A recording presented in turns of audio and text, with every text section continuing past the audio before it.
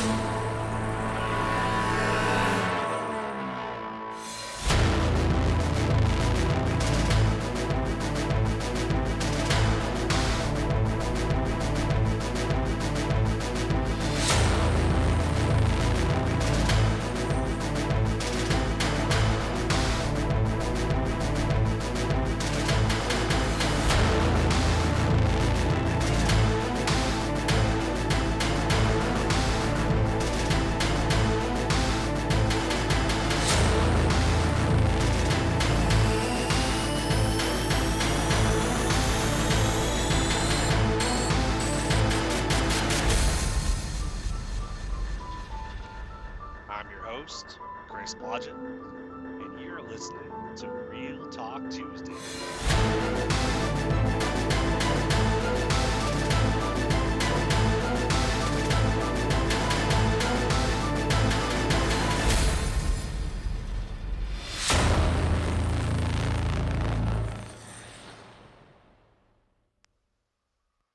So what do you think, Nala girl? Is it time to get started? Well, all right. This week's topic, everybody. Sometimes all you can do is focus on the little wins and little progress that you can make.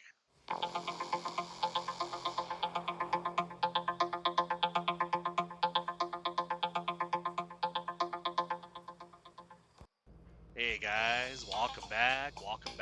Appreciate you guys hanging out with me yet again on another week of Real Talk Tuesday. And at the time of this recording, it's actually Sunday morning. I am loaded out here in Lenexa. I am rolling out towards the gate on my way to head back towards Casey Mo. And I think they're a little anxious, either anxious or whatever, or I don't know, impatient maybe might be the right word, about this load getting over to Casey Mo, even though I'm literally rolling out the gate, getting ready to head over there. But I had the lady that, well, initially when I got here to Lenexa, she called me.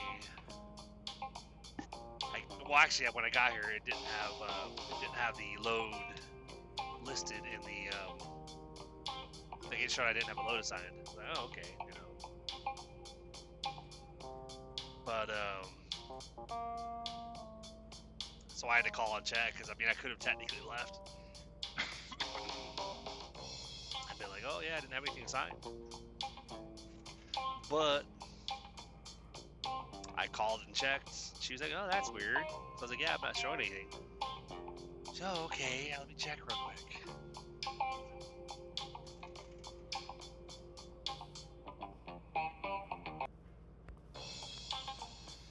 And she said, oh yeah, I just forgot to approve it. I'm like, okay, well, that's why I thought I'd call and check, because I know you called saying you guys were going to have a pup for me to take over there. I was like, otherwise I'd just bobtail back and park. Thankfully, they've been really good about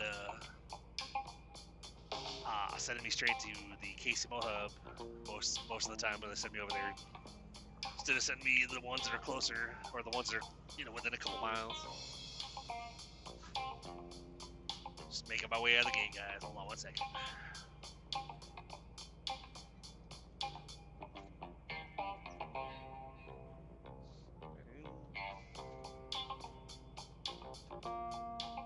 All right, we're off and rolling. But so I talked to her to find out, she had to approve the loads. I was all right, cool, But then I really had to hit the bathroom, and I had to get rid of, I had to do what I normally do after my last trip. I get rid of I clear out the trash bag from my trash can in here, put a new bag in the can, and basically prepare for the new week. and then fill my water bottle up, basically, because I'm coming back within 34 hours. I'll be back tomorrow afternoon.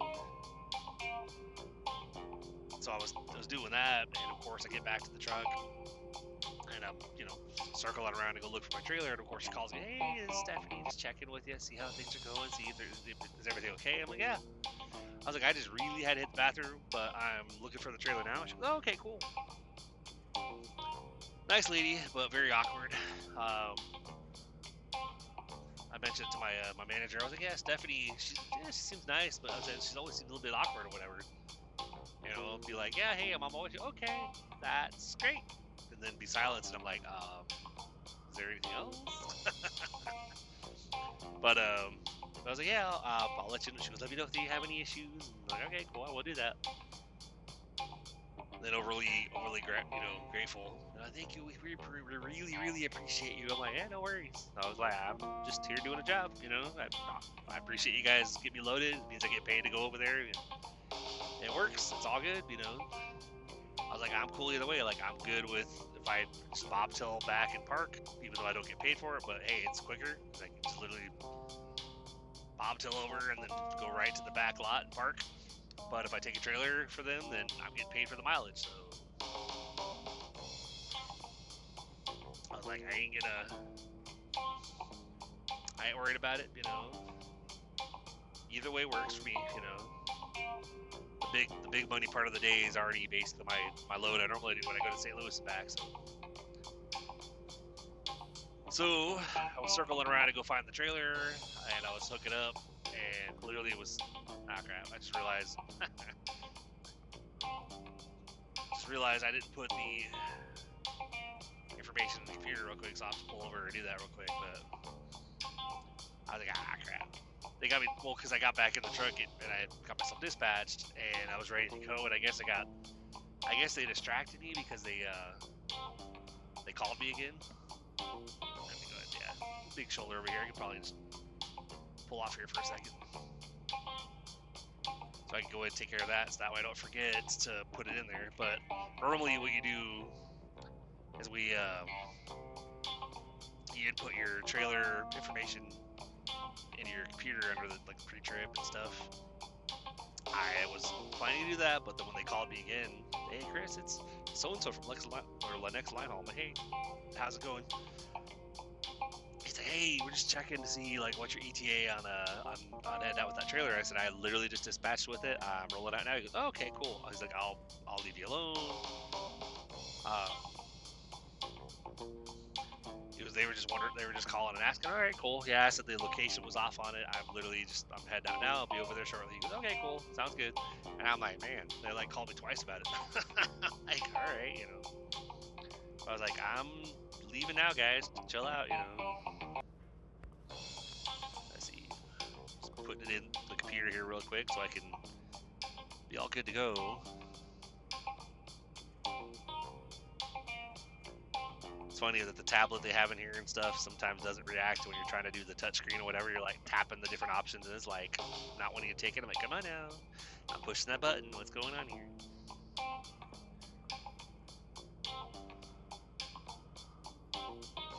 But, so just bear with me for a second, guys. While I'm doing this, I'm like, I'm definitely distracted now. I can't focus on what I was trying to talk about. Pre-trip. There we go.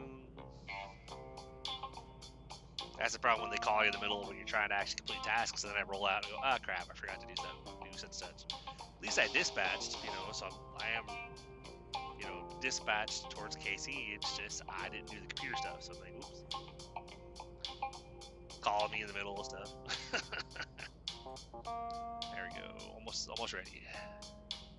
So there's 4 screens we got to do. It's like,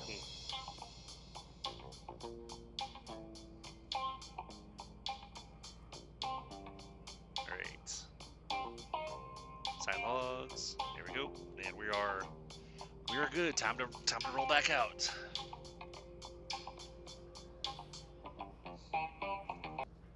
Ooh, fun times.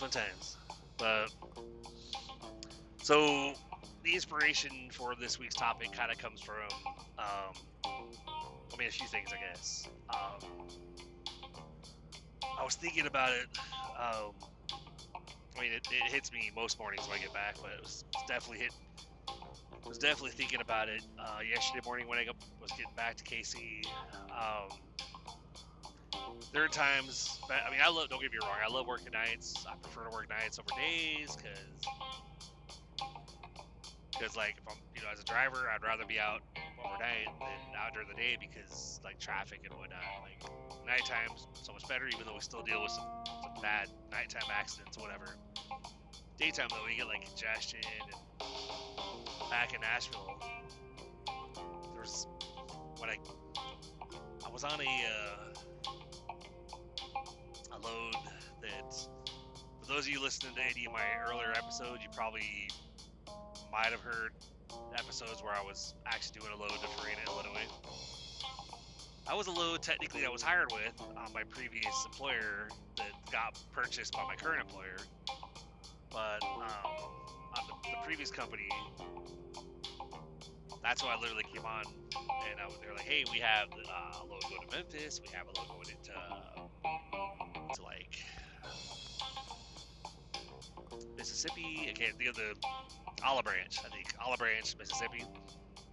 And we have this other load, we have one going to Illinois, and I'm like, huh, okay. And then I was like, what's the one going to Illinois? It's Butthead Swap. I'm like, what the hell is that? Like, oh, that's basically you meet up with another driver at a location like a truck stop or something, and you guys swap trailers, swap loads or whatever. I'm like, okay.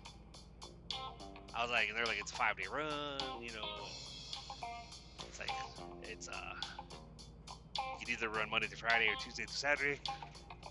I was like, all right, or he didn't know when I got hired with that one. He didn't know what days of the week it was running. I'm not sure if it's Monday through Friday or Tuesday through Saturday, but all right, well, I was like, it's 5 days, so I figured either way, so that was cool, But I was like, I'll go ahead and do that one. All right, cool. So for the first year and a half, I was literally running that load, meeting up with a guy named Dell out there in Farina, Illinois. He was coming down from, or he and this I guess quite a bit younger, shorter female driver or whatever. I think her name was Shio. Really nice lady, whatever, But she was like, I don't know, maybe 5 foot, maybe like 4.5. She's pretty short. Like to hook up the airlines on the trailer, I think even though the airlines sometimes are close to the driver's side, she sometimes still had to climb up on the catwalk to hook them up. And I was like, huh. I mean, I have to climb up on the catwalk with these container trailers because sometimes the airlines and stuff are literally in the middle of the trailer, so I have to climb up to even reach them because there's no way I can reach them from the side. So sometimes they're over by the driver's side. I'm able to just hook them up right there, but most of them not so much. But I ran that Farina load for a year and a half, and things are good. Paycheck was pretty consistent every week, even during peak season when normally you'd get slammed and have to run like a 6-day or whatever. I ran that load the first year, and I went right through peak season and ran by 5 days, and we never had to run an extra day. I was like, oh, it's not that bad. This is actually pretty good. And then the one thing that I kind of put my former manager / boss, I say boss, but it was the guy that basically answered to. Like, I didn't actually talk to the actual owners of the company. So my boss, the guy that technically assigned loads, which is the manager, kind of got on my shit list after a while because I went out of town with my kiddo to go pick up an old car from my parents that used to belong to my grandparents. Took about 4 or 5 days off. Literally traveled to Oklahoma, stayed a couple days with my parents, and then traveled back to Nashville and had like 1 or 2 nights off, and then basically go back to work. But when I came back, I was suddenly not doing my load anymore. I was on so with all due respect and stuff, but if my former manager, hey Jimmy, this is a middle finger to you for what you did back then. But otherwise, I didn't have a problem with him. But it was like, came back and all of a sudden I wasn't doing my wasn't doing my load. I was actually doing random stuff in Nashville. It was like, oh yeah, you're doing Knoxville tonight. You're doing Chattanooga tonight. You're doing this. You're doing that. Like, and I was being told by him. That's another reason why I give him the middle finger right now, is because I was being lied to. Like, I was being told by him, oh yeah, Farina hasn't been running lately. Really? Okay. I took him at his word for a while until the team that I was swapping with, which was different than, because it switched. Dell and his that female co-driver, she went home, and Dell went back to, I think he went back to Kentucky or something, so he wasn't actually actively driving full time anymore. So it was this older couple. Shout out to Joanne and Chuck. It was cool. It was cool meeting up with them for a while, you know. But I was getting texts. We had each other's phone numbers, so we could text if we're running late or something. But I would get a text from them that, hey, how you, like, everything okay? We haven't seen you in a while. I was like, yeah, I heard that Farina hasn't been running. It's like, oh, we've been going there. I'm like, really? Like, yeah, we've been meeting up with John. I'm like, well, that's interesting. So after a while, like, when, you know, because occasionally I would be back on that run for like a week or two, and then I'd be back to doing the random shit again. And I was like, I finally confronted my boss about it. I'm like, hey, what's going on with Farina?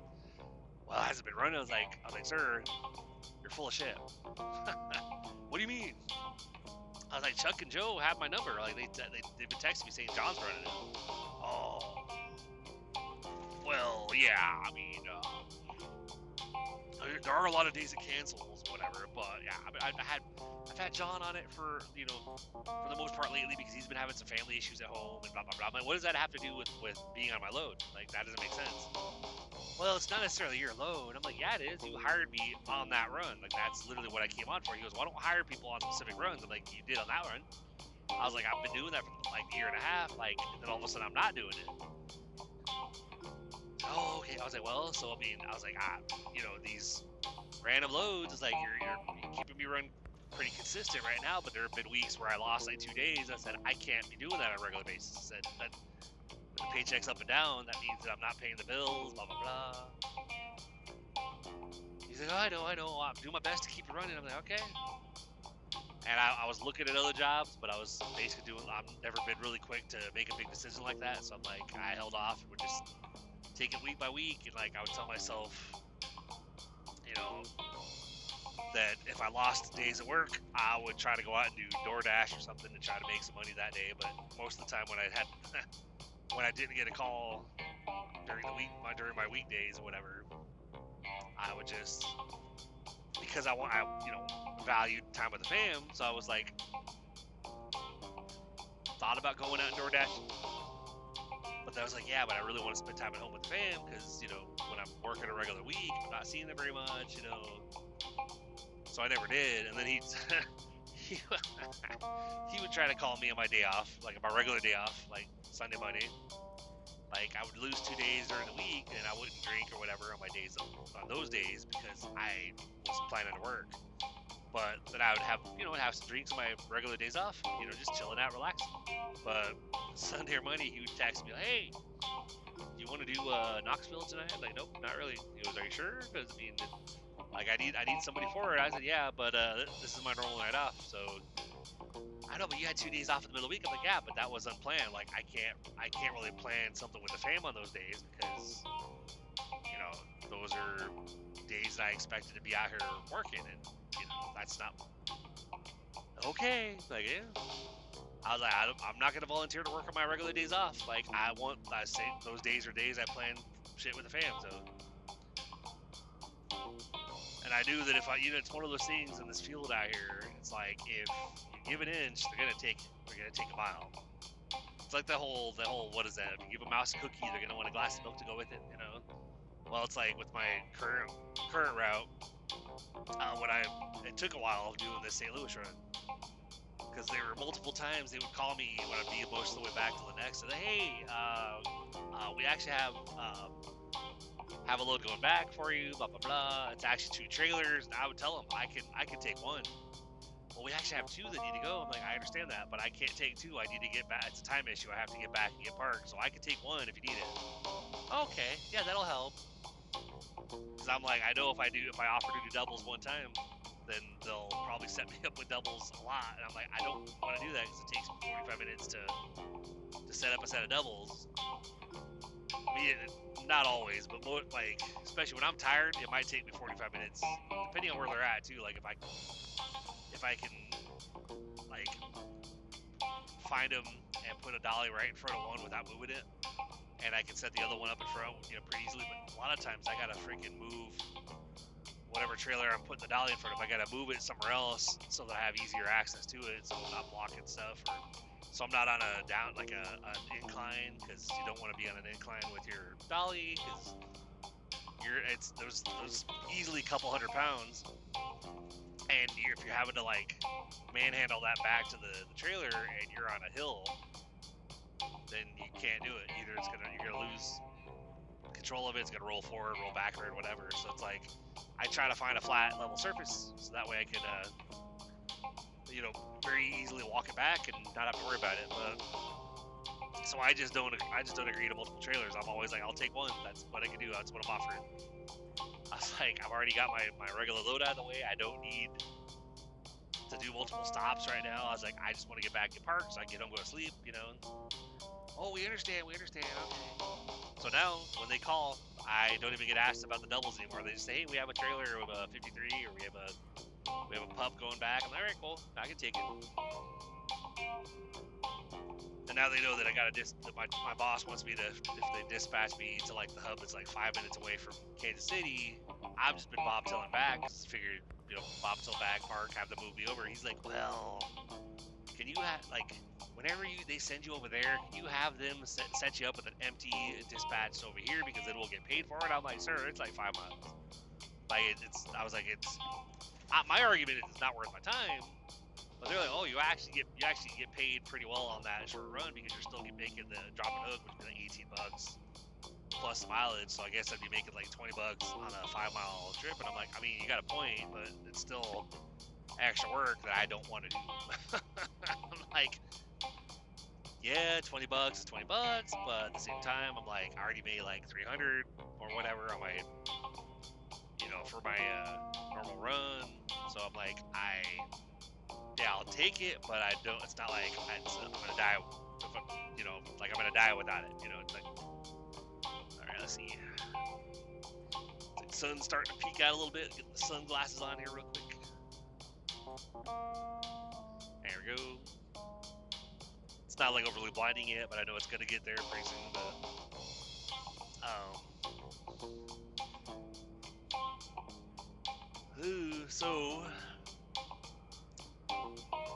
But I guess to kind of circle back around, because I was trying to say, like, the inspiration for this topic, or for this week's topic, sometimes when I get back, by the time I've been up all night and stuff, I'm getting home at like 7:30, 8 in the morning. Sometimes I feel great. I'm like, okay, cool. I'm tired, obviously, but I'm like, gotta get home, eat, go to sleep. Sometimes grabbing food, usually that helps. But like, if I'm getting home and I'm like, I gotta eat, and I'm starving, but you're also tired because you've been up all night. Sometimes my mental health is like shot. Like, I'm just like, I'm not in the greatest mood. I mean, I'm, voice clipping back and forth with my bro Rico. Like, he'll have probably just gotten up, and I'll be, hey bro, how's it going? He goes, oh, not too bad, just out here taking the walk to go get my coffee. I'm like, all right, cool. He goes, you back home yet? I said, no, not yet. I was like, almost. I was like, I just parked the truck and grabbed the Silverado. I'm driving home. He goes, oh, cool, all right. You'll be going to sleep soon. I was like, yep, thankfully. I was like, gotta grab food first though, because I'm freaking starving. He goes, I hear you. But like some mornings when I get back, like, and I thought about it yesterday when I was halfway back to KCMO with the, his bobtail, because I didn't have a load going back. And I'm thinking about things like my daughter, for instance, down there in Georgia. Thinking about how, like, there's, because of how things are with her, where she's not really a communicator with us, like, she's not really texting, calling. She wanted to be that. She wanted to get their own place. She wanted to be down there with her guy, with her man. Have her man and her son in their own place, away from us, whatever. And I know if I said that in front of her, it's not that I want to be away from you guys. Yeah, well, like when you lived here with us, you were always on video call with him, but now you live with him and we don't hear from him. Well, I think my wife hears from her, like she calls her on occasion to check in with our daughter or whatever. And so she's gotten like texts. She showed me like a couple videos or whatever that my daughter sent my wife, and so she was like, "Hey, so I got this from Allie, you know, like video salads and in the little kiddie pool." And I was like, "Oh, cool." And I looked in the group chat because I thought, "What, did she send that in the group chat?" Because I remember her message, and I was like, "Oh no, she sent that directly to my wife, you know, to her mom." And I'm like, so I told my wife, she's like, "Have you talked to her yet?" I know. Well, you could reach out. I'm like, "I'm not gonna reach out to her." I was like, when she was here, any communication we had was always or any effort was me with her. Like, I would go down there and hey, like knock on the door and like, "Hey, Dad, come on in." Like, all right. They come in the room and I'm like, randomly stand there in the doorway just for like half an hour, just like, or if she had a chair nearby, I would sit in the chair like, "So how's it going? How's life? Everything good?" She's like, "Yeah, everything's cool." I was like, "How's the job search going?" Or how, or if I had mail for her, I'd come in there like, "Hey, there's some mail showed up for you, whatever." We'd chat, I would catch up or whatever, but it was always me making the effort with her. Just like if I ordered food, like if I ordered food, I usually would find out what everybody wanted. Go down the hall, ask my youngest, "Hey, what do you want?" "Oh, I'll get this." Then I'd go downstairs, hand my phone to Allie. Hey, and even if their older sibling that is Allie's full-blood sibling from another dad, because I adopted Allie when she was like 11. But her older sibling from another dad would be hanging out with her, and they would be down there too. And I'd hand the phone and say, "Hey, what do y'all want?" Like I'd literally buy for everybody, like, "Hey, like I'm getting food, like I'm ordering for such and such," plan something that everybody could have, that everybody might want something with. But food-wise, like my daughter would sometimes either order food or she would cook dinner, but it was usually something that she wanted. Like she makes sloppy joes, even though there's like two of us that really don't care for them. And I'd hear about, "Oh, they have sloppy joes at home. Okay, I guess I'm stopping to get food on the way home." She goes, "No, but you don't like, why not?" "Why?" I'm like, "Because I don't like sloppy joes. Like never like sloppy joes." It's like certain things when they're made certain ways, I'm not gonna do it. Like meatloaf, love it with the gravy. Ketchup glaze, fucking hate it. Cannot, because I don't like ketchup. So it's like the cheeseburger pizza when it's like, if it's cheeseburger pizza made with like mustard and pickles, yeah, I'm not eating that shit. Call me weird, be like, "But that's cheeseburger." No, that's a blasphemy to a pizza. Don't put fucking mustard on a pizza. Come on now, or pickles. I mean, I guess you can put pickles on a pizza, and that's the thing too. It's like I love tomato sauce. Like spaghetti sauce, tomato sauce, whatever, but like can't stand ketchup. I guess because of the way it's processed, probably vinegar and whatnot. Just I've never been able to have you ever tried it? Yeah, not on purpose. The things that I don't like that I have actually tried, like pickles, mustard, ketchup, whatever, I tried them involuntarily by work. That's where I learned that you want to check your food before you leave when you're ordering fast food. You want to make sure that your stuff is correct. Because I remember when I was younger and I ordered. That's where I learned you really can't modify a burger with McDonald's because they're gonna fuck it up. It's better to just basically either get it with everything and take off what you don't want, or just get it plain, like only cheese, and that way, it's pretty much don't have to worry about it. So I always get it plain with just cheese, and usually I'm good. Like if I want to add mayo, I'll put mayo on myself. But I tried to modify it once. Like instead of the ketchup, mustard, pickle, onions, because I get mayo, lettuce, tomato, blah blah blah, and I would end up getting it with the mayo, lettuce, tomato, but then it would have ketchup, mustard, pickles, onions. It was like, and I didn't check it. So I took this burger out thinking it's gonna have what I want on it. Took a bite and then gag and almost choke on it because it has other things I don't like. I really didn't like the taste. But like, that's interesting. Literally, little ways back to I was probably like 15-20 minutes away from Casey Mo, and there's a bike, like a either an e-bike or like a mountain bike of some kind, literally on the interstate going the wrong direction, and I'm like, well, I mean, he was on the shoulder, but I was like, I don't think you're supposed to be on the interstate with that. I mean, it makes sense because not all roads, if you're trying to bike, not all city streets are gonna actually cut through, so you have to go like way out of your way to try to find a way that it's gonna connect or whatever, you know. But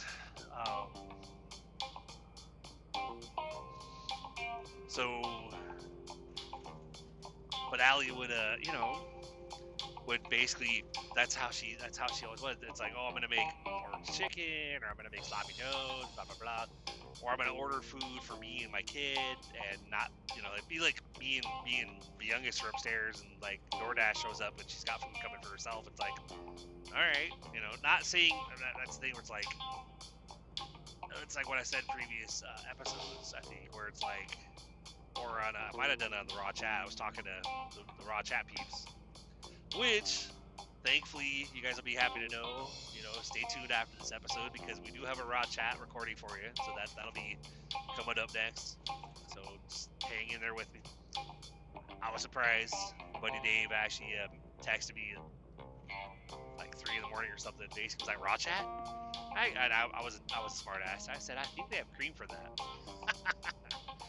But I was like, yeah. I was like, you want me to hit record right away when you call, or do you want me to wait? Because I don't know. Sometimes he has to like merge if he has like Chuck on the call or something. So he has to merge them, and I figured get everybody on the line and then hit record, so it'll do the little notification like this call is now being recorded. But it was just him. He goes, no, it's just me. All right, hold on. Bloop, this call is now being recorded. But then we had Chuck, and I think we had one other person, and then we had Janelle on there, I think. So it was a good call. It was like 2 hours and 40 minutes long. So hope you guys enjoy it. But feel free to send email if you have any Raw Chat questions or whatever. There's an email that Dave actually created a while back that he actually manages. I don't think we've got any emails at it, but it's literally rawchatpod@gmail.com. So feel free to drop him an email. I'll probably hear about, hey, you got an email. Oh, cool. It's like you message the regular Blodgett Show email, Blodgett Show podcast@gmail.com. So, but I've mentioned before that it's like with the kids, it's like especially with Allie, living down there, it's like I don't need her to take up here when she never really helped with the bills. She was on the lease, but pretty much it's me and my wife, mostly handling it, mostly me, taking care of the rent and the utilities and whatnot. The wife would handle the little stuff at home, or like if we need to refill stuff or, stuff like that. But I was handling all the major stuff. And like Allie she was just in her room all the time hanging out, never offering to contribute. Sometimes she would help if we asked her, but it was like my wife would ask me like, hey, Allie's on the lease, why don't you text her and say, hey, can you put money towards electric or this or that, because she's on the lease, she's willing to help. Like, but it shouldn't have to be me asking for your help. Like, if you're on the lease and you're part of the family, it's like, but it's the same thing with like her younger sibling, like anytime she with us or her younger sibling,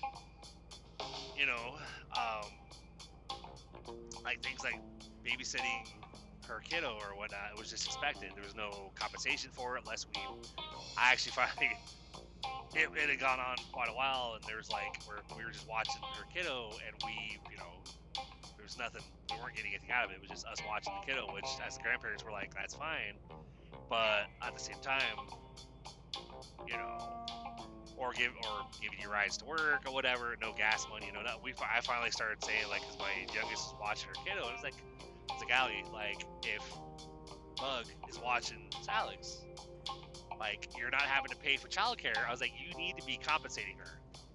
Like, this is not just because we're family, it doesn't mean this is just free help. Like, you get to utilize us, save your money. Like, that's not fair. Because we have things we could do, and we don't need to be doing this. I was like, it's nice to be appreciated. So she started giving her food or whatever, or paying her a little bit. Like, you should pay her like $20 after every like couple weeks, give her like 20 or $30. Which telling Rico that he was like, bro, like she got like your youngest got ripped off. Like babysitters that do that for a living will charge like $20 an hour. I said, oh, I know. I was like, we paid babysitters before, childcare or whatever, to show up for like a couple hours to get Zoe off to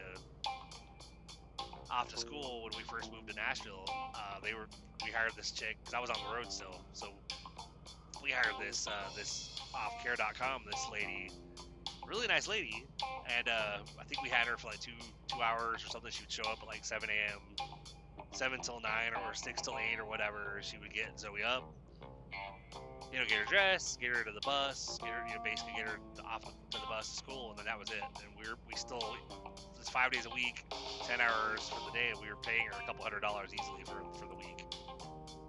Alex paying Zoe like maybe $30 to $50 at the end of the month, plus like getting her a pizza or something, or sending food home or whatever. It's like you got it really cheap. Like you you had a really good deal, but at least she was compensating her, so it was not a big deal.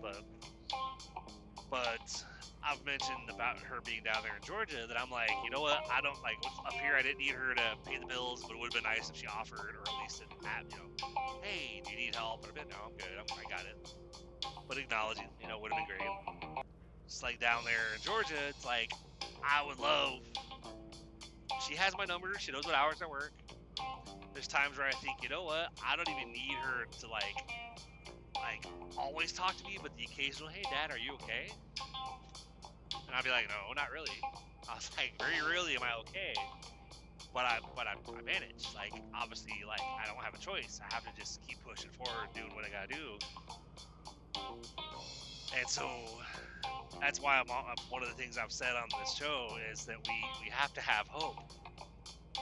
Like you gotta have hope about that things are gonna get better. Because otherwise, like, if you're just going to work and you're saying, well, someday I hope I'll have this food truck, or someday I hope I'll buy this house or whatever. But you're not actively trying towards anything, like taking steps to work towards anything, and therefore you don't really have. There's nothing giving you any kind of hope that things are gonna get any easier. Then you're just miserable because you're just working your job day in and day out. Going day to day, and basically nothing's, that's where you kind of, things would seem like how they probably felt for that former friend I told you guys about, that I referred to as D, where she was always like, this sucks, that sucks, everything sucks, nothing's ever gonna get better, so miserable. And I'm like, well, like, are you gonna, I've pissed her off, because I was always like, well, like, what about if you do like something on the side, like try to make a little bit extra money? Yeah, but I'll lose my government check of like the $1,200 I get on the 3rd. I'm like, well, yeah, but that check lasts you like 2 days, and then you're broke for the rest of the month, and then you complain, you complain that you don't have anything, and that you can't eat or whatever, and it's like something you have to do something. No, I can't. Too much anxiety to go work. I'm like, all right, that lady right there, probably fucking miserable existence. Because she, when you think about life like that, like, oh man, everything just, because you don't have enough to deal with stuff, and you're not willing to go out there to try to do more, to try to bring in more, to try to make things easier. So all you can do is focus on everything that's bad. It's like, people like that, I'm not surprised when you hear about them making a decision to hurt themselves, because they give up. They don't have any hope for the future. Things aren't going to get better. Things are, things suck. This sucks. But I can't, so everything I do, like I work my current schedule doing the St. Louis run 6 days a week. I gave up the schedule I was doing before, where I was Tuesday through Saturday, coming in at 2 in the morning, getting back home by like 10 or 11, and I'd have to get up like midnight, 1 a.m. or whatever to get back to the hub by 2 again. but I usually would get home and I'd have like 4 hours. Unless I wanted to go to bed right away, I had like 4 hours. I could go for a bike ride with the kiddo, hang out for a little bit with the wife for a couple hours. It was a pretty easygoing schedule, but I wasn't making. I think I was making like $700 less per week than I'm making now. And it's like when I got offered this run, and it was like, oh, man, I'm only gonna be offered a day, like 24 hours. I was like, that's gonna suck. But I was like, but I'll be making like a hell of a lot more.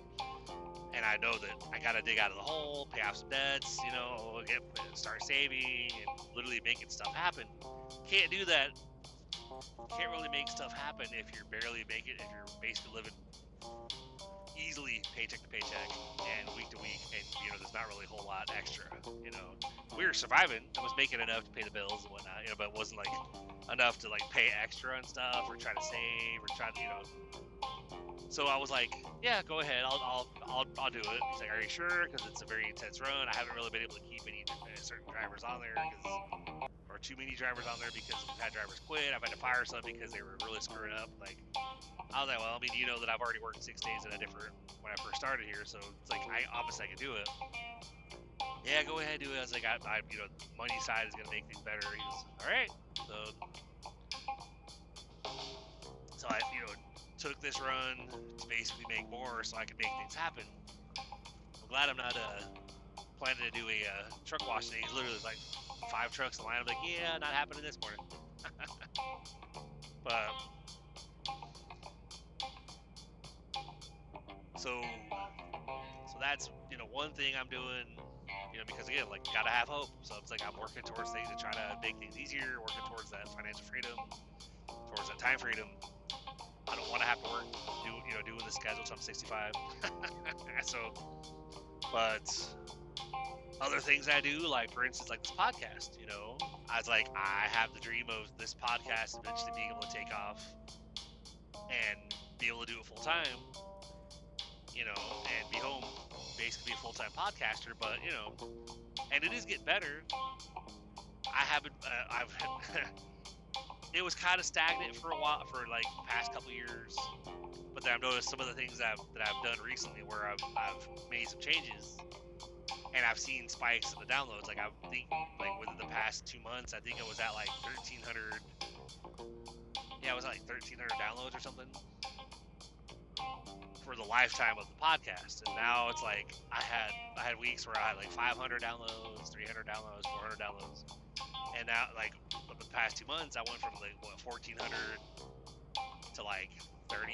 I think I'm at like 3,481 downloads now. And I'm like, I'm still not high enough per week yet on average to join my host platform's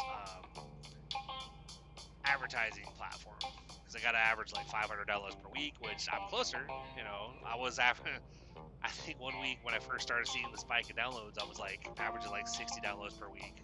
The next week, my average showed like 135. And then the next week was like 260, and now I'm at like 340. So it's moving there. It's moving the right direction. I'm still trying to figure out, okay, where else can I submit my podcast website to get it in front of more people, because I'm trying my best to not have to partner with somebody to try to grow the show, but I have that option as well. Like I can partner with a guy that says if I give him partnership access in my host platform, that he can actually, he's like, I'll get you there, but here's my offer, blah blah blah. Basically, it's either I pay monthly or we do a revenue share, where when podcasters bring in revenue, we split it. And I told him my concerns on it. I was like, well, I don't feel comfortable doing that like permanently, because I don't want to give away half the business. He was, no, I wasn't saying permanently at all. But okay, I thought he was, but I was like, he's like, no, I figured that way, since that way it's not you paying me monthly, it would just be once it starts bringing in revenue, we both benefit from it, but it doesn't have to be permanent. We could look at stuff later on after it's been a little bit. Okay, well, I was like, I'm not against it. I was like, I'm just trying to figure out what I can do on my end first to see if I can get me there without having to go that route. But I'm not against it. It's something that got on the back burner. He messages me every so often and say, hey, how's it going with the podcast? Man, not bad. I was like, I'm getting downloads every week. It was like things are moving. I'm just still not there where, might be another couple weeks or a month or whatever. Maybe at that point, depending on where I'm at, I might be like, all right, you know what? Let's go ahead and do it. But, I'm doing my best to see what I can do. But, so the podcast is one thing I'm working on to try to towards that end goal of be able to be home, have the freedom with the time and the money to do whatever the hell I want. To travel and see friends and family, actually live life a little bit instead of just, hey, I'm out here driving all the time. Go see my parents, go visit family on the East Coast, go visit, Puerto Rico down there in Charlotte, go to Nashville, see friends down there. It's like lots of plans, but I literally, if I'm only utilizing vacation time, like PTO, whatever, I have 1 to 2 weeks every year I can take, but it's like, yeah, that's not enough. To be as busy as I am, 1 to 2 weeks off a year is not enough. Like literally, when I get one of the things I'm working on right now is the updating my VA disability. It's like once that happens, I'm gonna get paid back 10 or 12 months, and I'm gonna have and then I'll be getting a decent sized payment every month. And so when I get that back payment, I already have a plan to be like, all right, I'm gonna take 4 weeks off. Go 1 week to my parents' house to visit them, 1 week out to the East Coast to visit the Philly family, and then the next 2 weeks, or the last 2 weeks, be just at home, just kind of chilling out. Probably working on writing, trying to get, because I'm for the story for the Storytime Friday segment, I am working on getting back into that, getting the writing done. I do have story. I actually have material for you guys. I just have to record. My Puerto Rico, I'm kind of partnered with him because he's actually getting into writing books. Actually, he's been a singer, songwriter, a rapper, for years, and he's written lots of his own songs. And I guess he started actually putting some story ideas into these 3 books he's working on. I just literally went through this first one and was like, well, shit. I was like, bro, that's pretty awesome. And he's now working on book 2, and I'm like, I still have my one novel that's 75% completed that I haven't been able to do much on it for the past 3 or 4 or 5 years or whatever. And I started it back in 2011. There were many years I didn't do anything on it. But I sent that to him to kind of show him, and he's reading it slowly right now, and he's like, I'm only up to such and such right now, but damn, bro, this your book is actually really good. I'm like, oh, thanks, I appreciate that. I was like, I hope you like the main part of the book, because that I started back in 2011, and I know I've come a long ways as a writer since then, so it might not seem quite as good. Still good, I think, but if I were to write it now, I'd probably just be formatted, be worded just a little bit better, because I've got years under my belt, but so but got the podcast, got the books I'm working on. So when I mentioned my Puerto Rico, it's he actually had mentioned if I wanted to read his story for the show, and I said, well, I think it took me 3 hours was listening to it on Speechify, since that's how I could go through books. I hear his audio version, but I'd probably told him I'd probably break it down into 5 or 6 30-minute sessions, so that way it's gives me decent amount of material for 5 or 6 weeks, for 5 or 6 Fridays. And I do have a story myself that I've had for a while. I just have to get it. I got to go through, make some corrections, but then I can record that. So we have material. I'm just trying to get our offices, our new the guest rooms that we have that used to be my daughter and my grandsons, that are now our upstairs and downstairs office. Working on getting those set up so I can literally, which one of them has a desk and a chair, and the one upstairs that I'm gonna use, it has a temporary desk in there. I'm trying to get a official actual office desk in there. Got a chair, an official, leather heavy duty, 400 pound weight limit, like computer chair in there. I'm not that heavy, but wanted to have a chair that I knew would be able to last. But my plan is to get that room set up and then be able to have, that way I can literally make plans for like an hour or two every Sunday to, all right, I'm gonna go do some work, gonna get some writing done, maybe do a blog post talking about about the podcast, the coffee shop, or whatever. And that's the other thing too that I'm working on is the coffee business.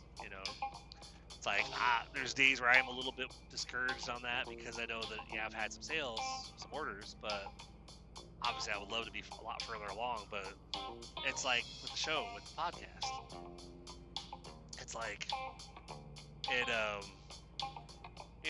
it wasn't really, I guess, I'm trying to think of the right word, popping.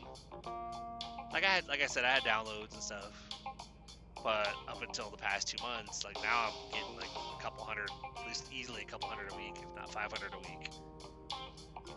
And so I know that with the coffee shop, which BlodgettCoffee.com, check it out.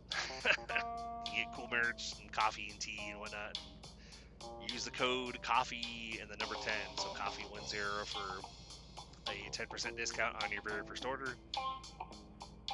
And once I get a subscription service set up where people can order their coffee or tea or whatever every month, I'm gonna have like a permanent 5% discount on that. So, but the coffee shop is another thing where I'm figuring I'm just gotta keep working on it, keep posting about it, keep talking about it on the show, keep mentioning it on when I'm doing videos on like the YouTube channel and stuff, or on any of the platforms really.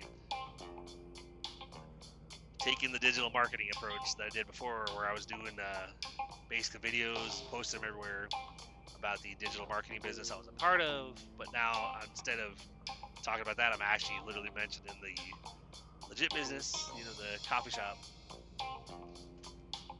But we gotta have hope. You gotta have something that you're working towards. Thing that bugs me, especially with the people closest to me, is always about someday things are gonna get better. Someday we'll get a house. Someday we'll get this business off the ground. Blah blah blah. But never action steps. Like my daughter, the one in Georgia. It's like I love her to death, and honestly, she maybe things are better now down there. But the thing is, not hearing from her, and I told my wife, I said, I don't want to be the one reaching out to her all the time. I said, up here, anytime that she came to me, it was because she needed help. Hey, Dad, can you take me over here? Hey, Dad, can you help me? Such and such. Can you watch the kid? Can you watch watch my kiddo? Can you help? Give me a ride to work? Can you take me to the courthouse? I gotta drop off this paperwork. It was never, like I said, just a very simple thing like, hey, Dad, just checking in on you. Are you okay? I did that with my parents. I mean, but I'm a lot older. I wouldn't say wiser, but more experienced now. But hold on one sec, guys. Gonna pull in here to the gate. We're gonna get this trailer dropped really quick because I know they're probably waiting on it. But hold on one sec. All right, sorry about that. Figured I'd hurry and get that trailer dropped. There was a switcher sitting there waiting on me. I was like, oh yeah, I know, I'm dropping it. Hold on.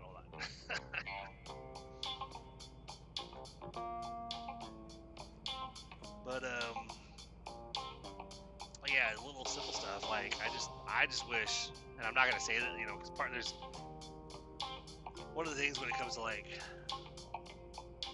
drivers out here. It's I'm sure a lot of you guys probably deal with the same stuff where it's so if you're a solo driver, you're alone with your thoughts, and so you might be thinking about certain things or whatever,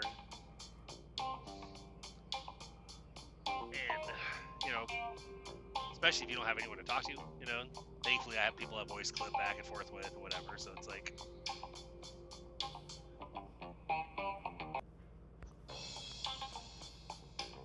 but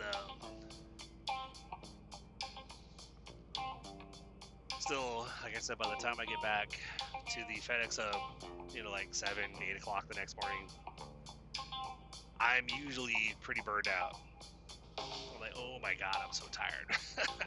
And sometimes, but feeling that, especially if I'm hungry too, it's like it really makes things worse. I'm thinking about my daughter.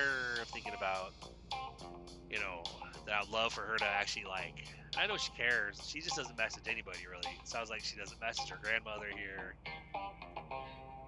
And that's where that's kind of where I'm like, I'm annoyed with it because it's like, all right, well now you're with your man down there, but now you're not messaging anybody else.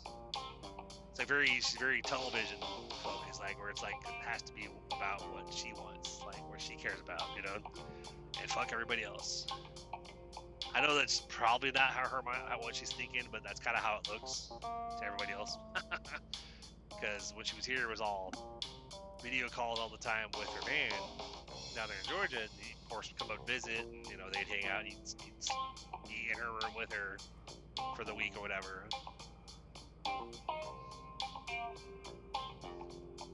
Let's see if I can squeeze through.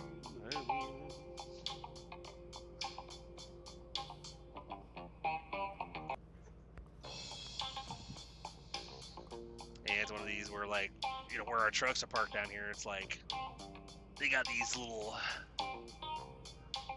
cement podiums every couple of spaces that have like the electrical hookups for us to plug our trucks in if we have to, like if you're going to be parked for a few days, you can plug them in so you won't come back till like the battery dead or whatever.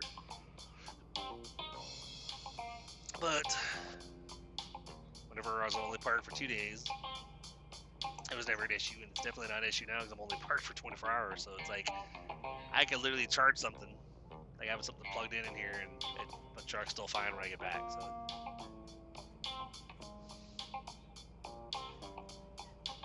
just backing into a space here.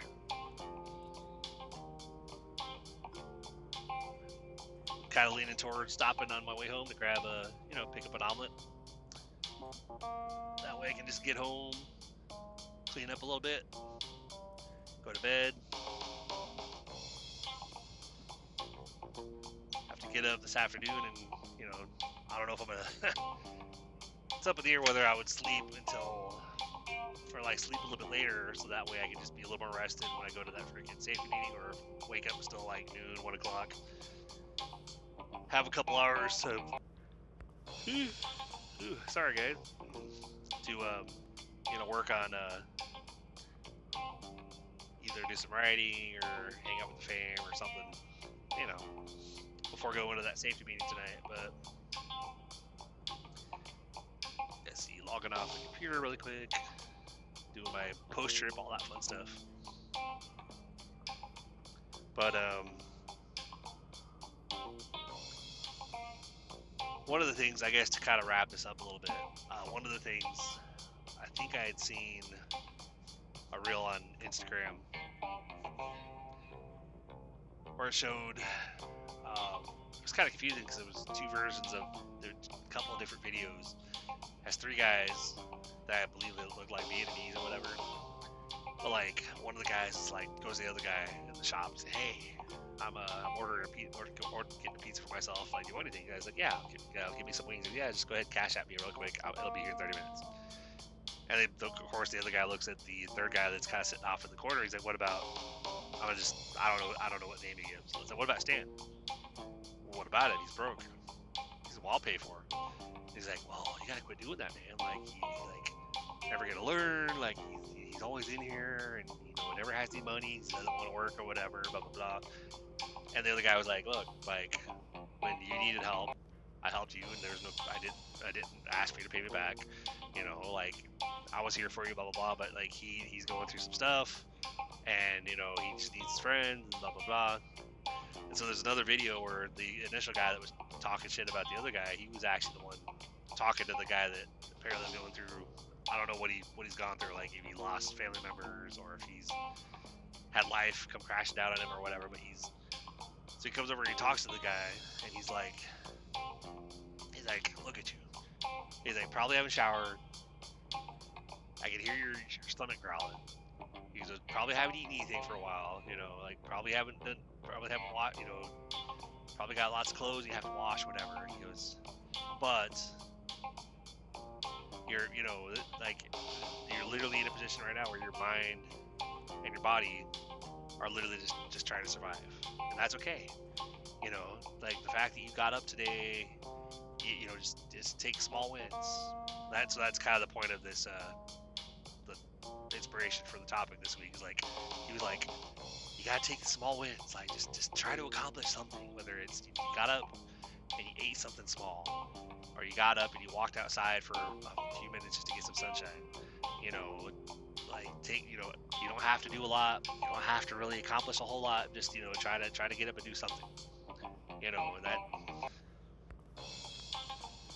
kind of get emotional even thinking about it, because it's one of those, it's like, there are days, and like, there's a lot of days like I literally force myself to just push through the day. And that's why some things like this show, like the things that I work on, like the coffee shop, this podcast, the stories I write, because a lot of times when I write a story, like how good, you know, how intense the story is, usually depends on how I'm feeling that week or whatever. Because sometimes what I try to do is I end up being able to write a lot easier when I have a lot of emotion going on that week, like I'm really in the feels, you know, struggling with the mental health, whatever. And so I'll sit down and I'll come up with a story, and it'll just flow, and I'll use that the way I feel, and it'll fuel the story. It'll be like all the passion that I'm feeling about life in general. Like I can't wait to not have to work so hard. I can't wait to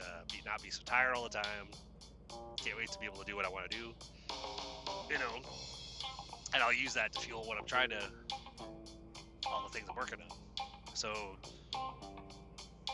but I guess the point, to kind of close it off, is like, if you're dealing with stuff, if life feels hard because of whatever, maybe you had family members pass away, maybe you lost your job, or maybe you had a whole bunch of shit happen at once. Because I know some people, they've had a lot of things that have just come crashing down all at once. Like they had a family member die, and they lost their job, and then they got their car repossessed, and maybe they got kicked out of their apartment, and so they're living on people's couches or whatever, and they're basically like, you know, they're trying to find a job and this and that. Like with my daughter, she moved out in a huff. I don't know, back in 2022 probably. She was gone for like 2 years, so I think she came back in 2024. And then we were there back in Nashville for like a year and a half after she moved home with her kiddo.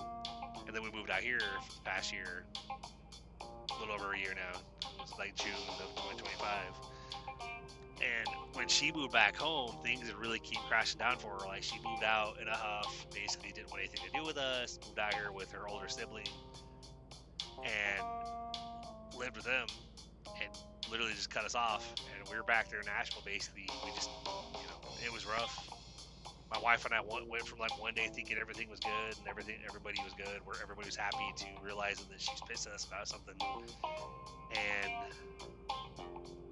you know, that she left and basically told us, oh, don't worry, we'll come visit, you guys come visit. And then when she got out of state, all of a sudden she basically told us to leave her the fuck alone, and we're like, so for anybody who's like any new listeners, because I'm seeing a lot of downloads like all over the place on all these episodes. Like I'm seeing ones from way back at the beginning. I'm like, holy crap, episode 15, oh shit. And then, oh, episode 200 something. Okay, so it's like I'm seeing people are going all over, like listening to the early Storytime Friday episodes, listening to some of the early episodes that weren't even like real talk yet. It was just episodes I was doing. And, you know, so if you see some of those early episodes, you'll see kind of where I talked a little bit about what happened. You know, I tried to keep it civil, but there was a lot of, like, it was hard. It was like, I know when that situation happened, the day that it happened, she was trying to sneak out of the house, and we were like, because I kind of caught on because she was taking stuff out the front door quite a bit, saying that she was taking trash out, but there was like 15 trips, and I finally, so there was like something going on. I followed her outside, and she was taking stuff to a pickup truck, and her older sibling had come down from Kansas with their dad's pickup truck, and they were loading the back of the truck, and I'm going, okay, like that's weird. my wife was asleep, but she went to upstairs to take a nap. So I went upstairs, kind of wake her up, like, hey love, like Eli's here. What? Well, yeah, Eli's outside. Like Allie's taking stuff out, and they're loading stuff in the truck. I don't know what's going on. She goes, oh, maybe they came down to get their some stuff they left behind when they moved out. 'Cause Eli moved in with us for like a couple months, and then left. But so we walked out there with the blanket or whatever that my wife thought maybe they were down there to grab. But then of course we're walking up to the truck, and all of a sudden Allie randomly goes, "Up, so yeah, so we're leaving." We're like, "What are you talking about?" So you got moving out. Like, since when? Like tonight? Like right now? I'm like, so yeah, like I'm going with Eli. Me and Alex are moving out, and I'm like, I was like, what? Wait, huh? What? Like we're just hanging out with you guys. I'm just hanging out with Alex earlier, and you're telling us you're leaving. Trying to be like, Allie, you can't take the grandkiddo. She was like, can, Dad, because I can. I said, no. I know that legally you can. I'm saying that you can't do this. Just like up and leave. Like not talking to us. You're trying to sneak out of the house. Like what the fuck? And so we tried to talk to her about it while she's packing her room up, but then we were hugging the grandkiddo and playing with him while he's like being a goof on our bed and wrestling with us. Me and my wife just sobbing hysterically, trying to be like, well, baby boy, like you're not gonna see us for a while. You're not gonna see Auntie for a while. Like you're gonna live with Mommy and Uncle Eli for a while and blah blah blah. And when they were gone for 2 years, I basically eventually got to a point where I was not dying of heartache all the time. I got to a point where I kind of had numbed myself enough, and got to a point where I kind of felt like I wasn't gonna be, I just wasn't gonna probably see my grandson until he grew up and maybe seeked us out and wondered, hey Nana, Papa, like why'd you guys never see me? And we're like, because your mom took you away from us. Like she literally just wished you away and didn't want anything to do with us, But then stuff collapsed around Allie up here. Things happened. She actually lost her place to live, and she was over there with my mother-in-law for about a week.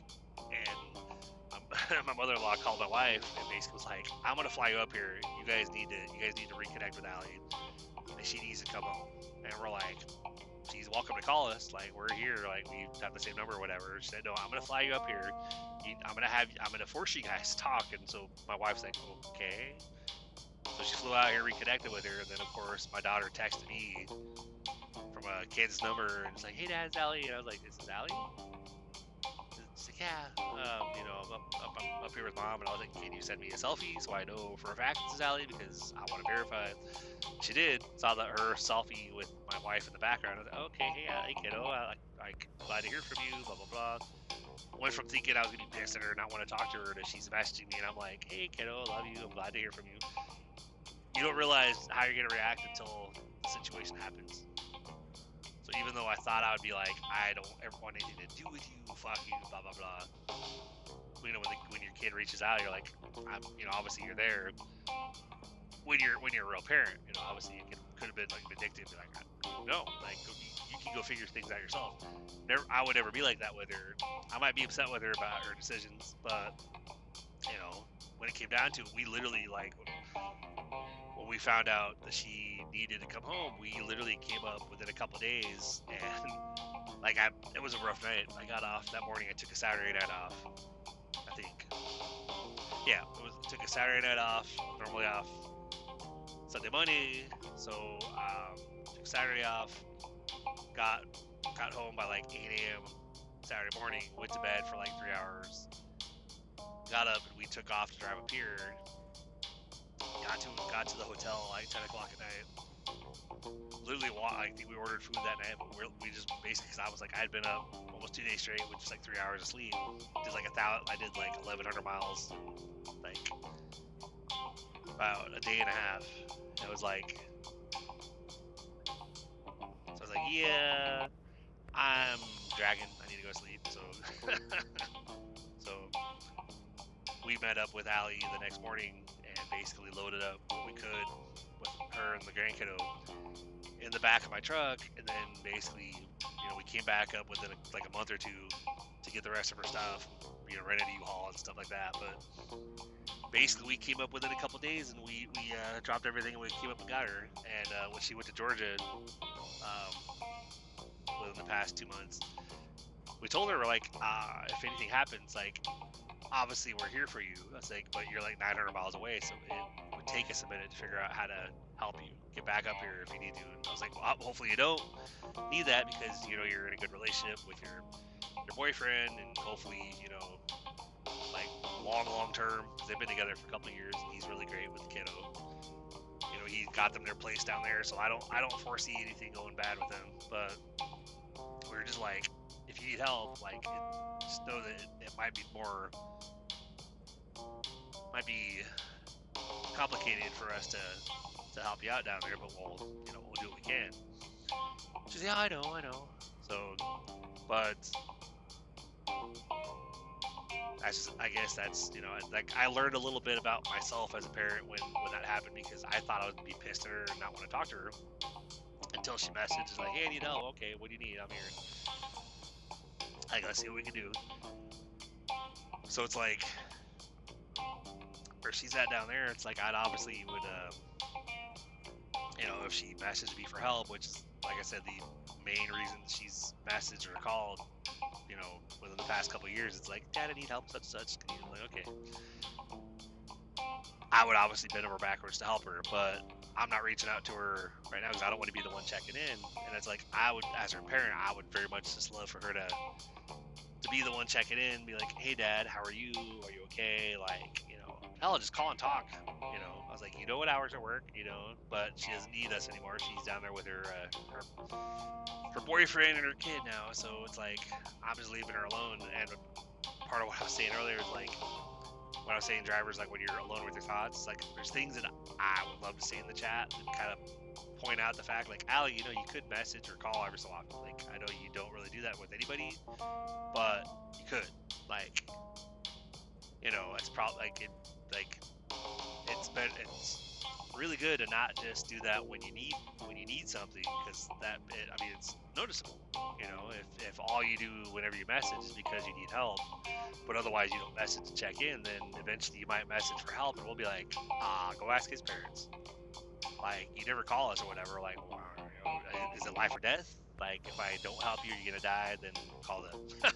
Not saying I would do that, but it's like, a little concern, a little appreciation, like, I really appreciate everything you've done, blah, blah, blah. Let's see, throw a little windshield washer fluid on the windshield to be like, try to clear it up a little bit, Obviously, like, normally, last day of the week, I often will go through that truck wash, and I'll be nice and clean when I park here, but again, there was like 5 trucks in line, and the switcher was waiting for me to drop the trailer here, so I couldn't do it. And I'm not going to drive back over there, so I'm like, nope, gonna head home. But sitting here at the hub, finishing this episode, obviously, before grabbing my stuff and heading out. But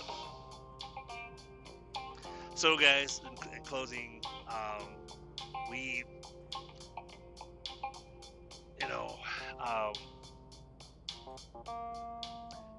any progress is good. Any forward momentum, like, just anything you can do, just one day at a time. That's why I'm always like, moving forward always, one day at a time, 1 week at a time, 1 foot in front of the other. Even when it feels really hard, like when there's days where like I'm like, I just want to crawl in bed. I just want to crawl in the hole and go to sleep. And it's because like those days are really rough. But then I rest. I get as much sleep as I can. Usually after I wake up and I get back on the road for the first part of my day, I'm like, I feel actually halfway decent because I slept, blah blah blah. But then I get back the next morning, I'm like, I feel like shit.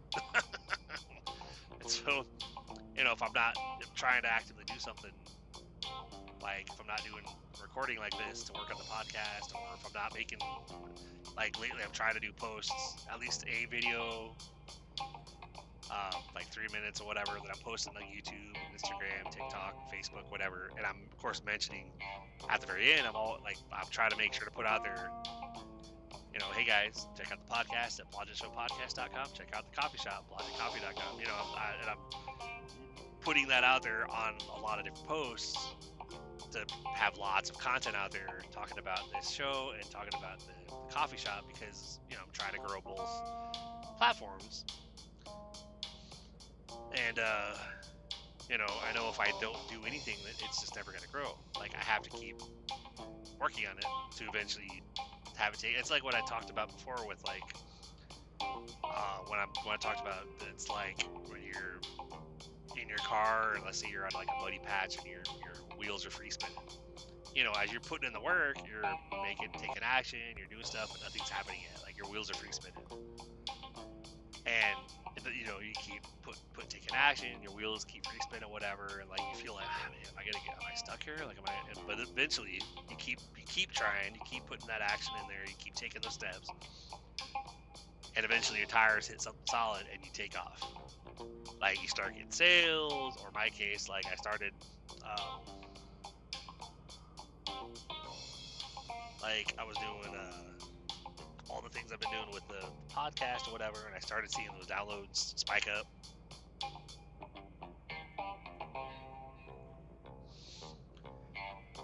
And so, obviously, like, I've gone the right direction with the podcast. I have had orders with the Blodgett Coffee, you know, and I've done I'm working on the official stuff with that, like got the LLC, the trademark, working, you know, EIN, got a business phone number, one of those little virtual addresses officially for the business, so I'm not listing like my home address for the business. You know, I'm trying to do everything official, you know, and even literally making that a family business, like, you know, not just an online, hey, it's a side gig. No, it's literally open a coffee business, you know.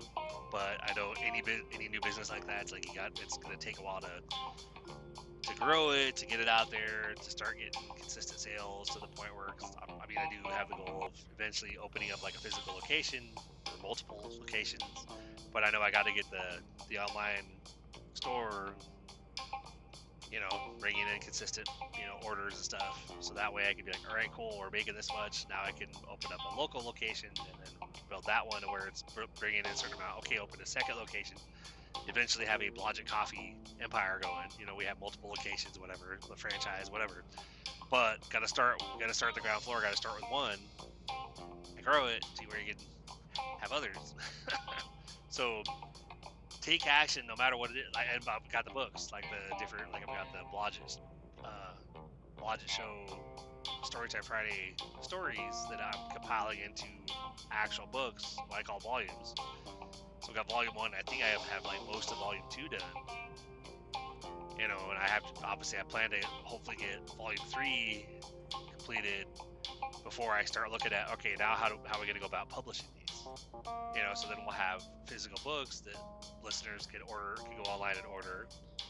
You know, and the volumes will continue. Like, we'll have volume 4 or volume 5. But, you know, it's like gonna get to a point where we're doing regular stories all the time and growing those volumes. You know, having the first 3 published, then working on 4, then working on 5, then working on 6. You know, and eventually having, like, years down the line, having like, hey, Blodgett Show or Storytime Friday has 15 or 20 books that listeners can go online and order.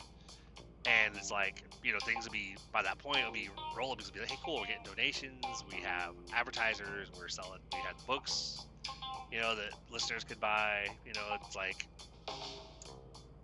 things will be rolling, but it's like, I'm not going to get there unless I keep doing the action I'm doing right now.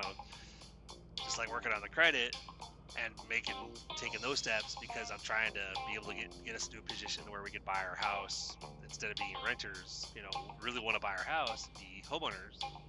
So a lot of headache with that, but, you know, it's like I'm doing that too. So it's like working on the writing projects, working on the house, working on trying to keep consistent with you guys here on the show every week.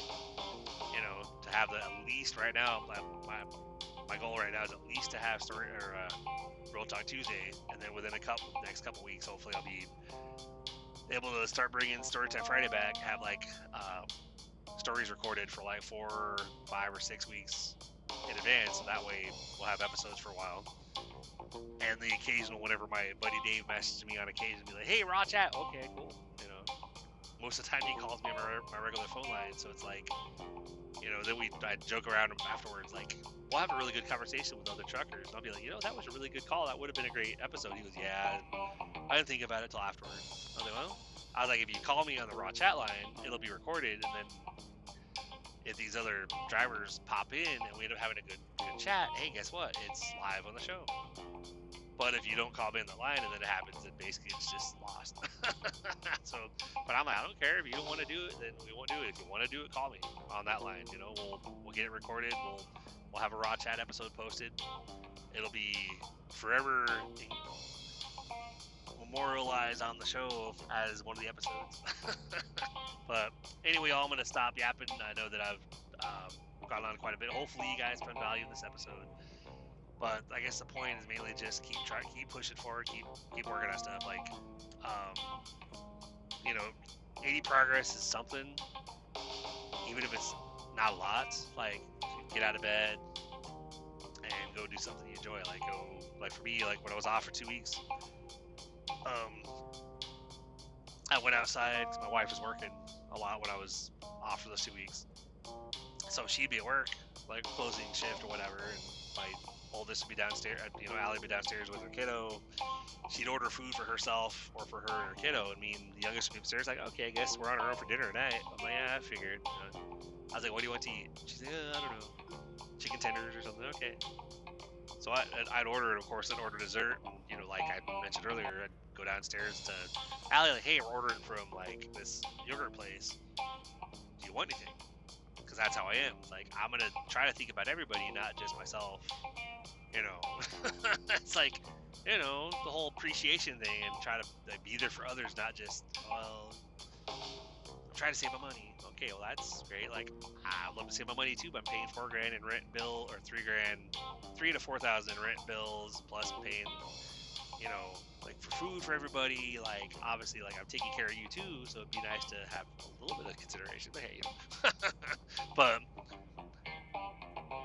so. Even if all you can do is get up and do like what I did, where I would go out and sit on the tailgate and I was watching the sunset. Or if I really got bored, I was like, you know what, I'm gonna throw on a show on Netflix, because I love watching movies. So I'd go in there and watch an episode really quick.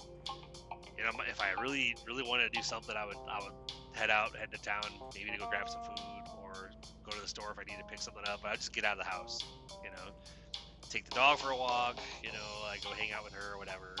It's little things. Like, you just got to find, like, go for a walk in the park, go bowling, go to a movie, something that at least you can be like, hey, I did this today. Wasn't a lot, but I did this. Like, maybe I get a journal and write a one-page little entry. Hey, that's something, and just something so where you can look back and be like, well, at least I did this today. I'm good, but just make some kind of progress every day, especially if you have like certain goals. Like, hey, just do something towards one of those goals. Like, trying to get in shape. Hey, go to the gym, do an hour workout, or just maybe go grab a healthy meal or something. Be like, hey, well, I went and had my veggie and whatever meal, because sometimes, hey, comfort food, nothing wrong with that,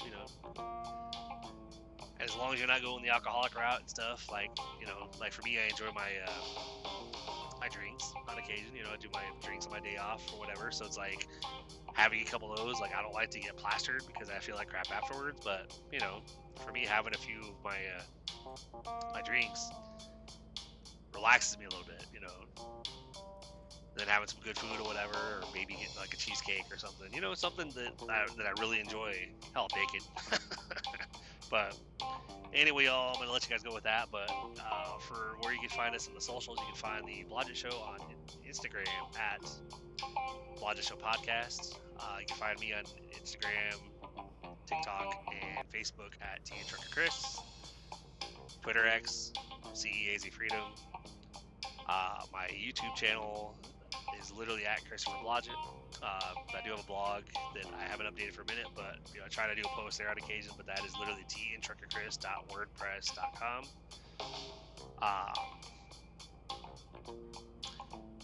we actually have an official website and stuff. It's literally BlodgettShowPodcast.com. And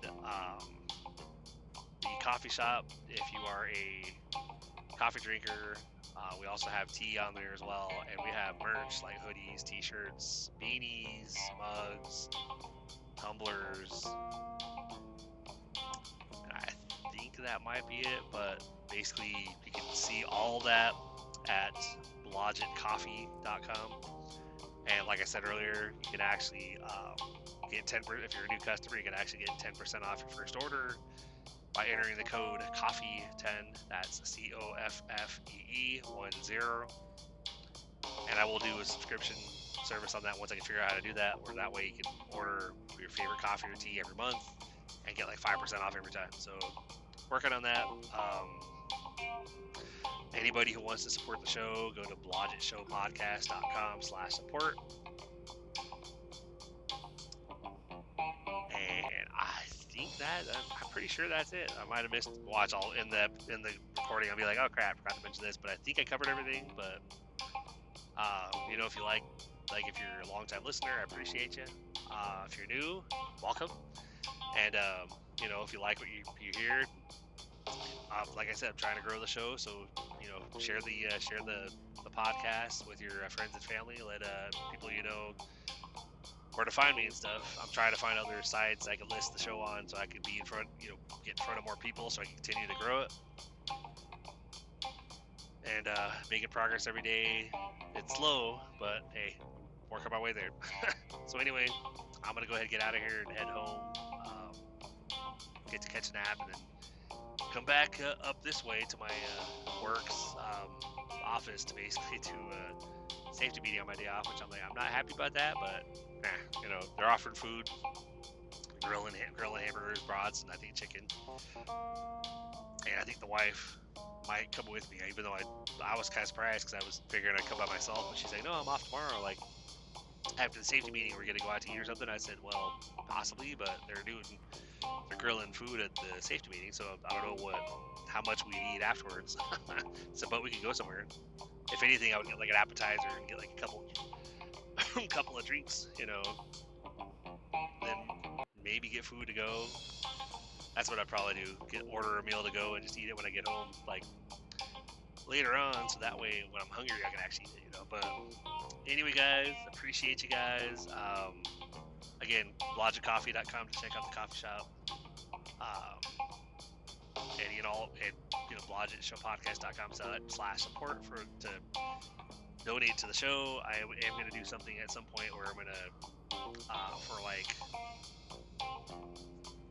for donors, probably going to do something where it's like, hey, if you donate like $50, you get a free coffee mug, or if you donate $100, you get like maybe a tumbler or something.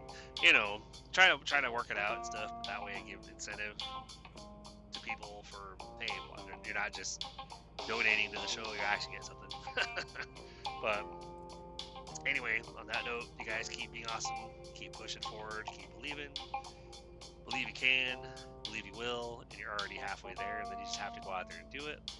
On that note, I will talk to you guys on the next one, but like I said earlier, stay tuned because we do have a raw chat coming for you, coming up next. So after this in the raw chat, I will see you guys next week on the next Real Talk Tuesday. You guys have a great rest of your week, and I'll talk to you then. Have a good one.